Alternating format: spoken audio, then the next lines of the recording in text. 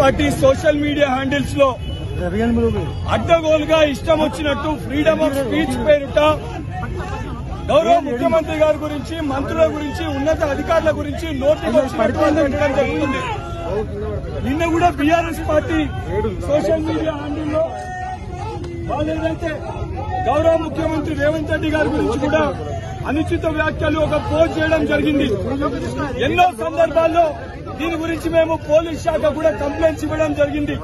ఈరోజు ముఖ్యమంత్రి గారి పైన పెట్టిన పోస్టు ద్వారా తెలంగాణ రాష్ట్ర వ్యాప్తంగా ఉన్న యువత అందరూ కూడా, విద్యార్థులు, యువకులందరూ కూడా వాళ్ళ మనోభావాలను దెబ్బతీసి గౌరవ ముఖ్యమంత్రి రేవంత్ రెడ్డి గారి గురించి మాట్లాడిన మాటల పట్ల అందరూ కూడా ఆవేశంతో రోడ్లెక్కే పరిస్థితి ఉంది.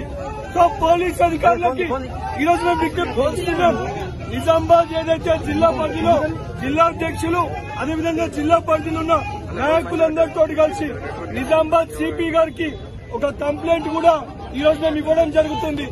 ఈ రకంగా ముఖ్యమంత్రి గారి పైన పోస్టులు పెట్టిన BRS party official social media handle, దీనికి సంపూర్ణ బాధ్యత ఆ party working president Kalvakuntla Taraka Ramarao పైన కఠినమైన సెక్షన్స్ పెట్టి ఆయన పైన చర్యలు తీసుకోవాలి.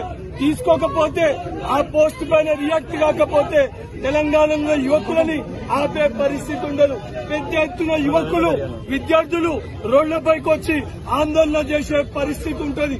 కేటీఆర్ పైన కూడా దీని బహిరంగ క్షమాపణ చెప్పకపోతే కల్వకుంట్ల తారక రామారావు పైన కూడా దాడులకి దిగాల్సిన పరిస్థితి ఏర్పడుతుంది.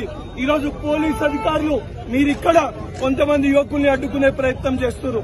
కానీ తెలంగాణ రాష్ట్రంలో ప్రజలందరూ కూడా ఈరోజు గౌరవ ముఖ్యమంత్రి రేవంత్ రెడ్డి గారి గురించి మాట్లాడితే ఆగే పరిస్థితి ఉండదు.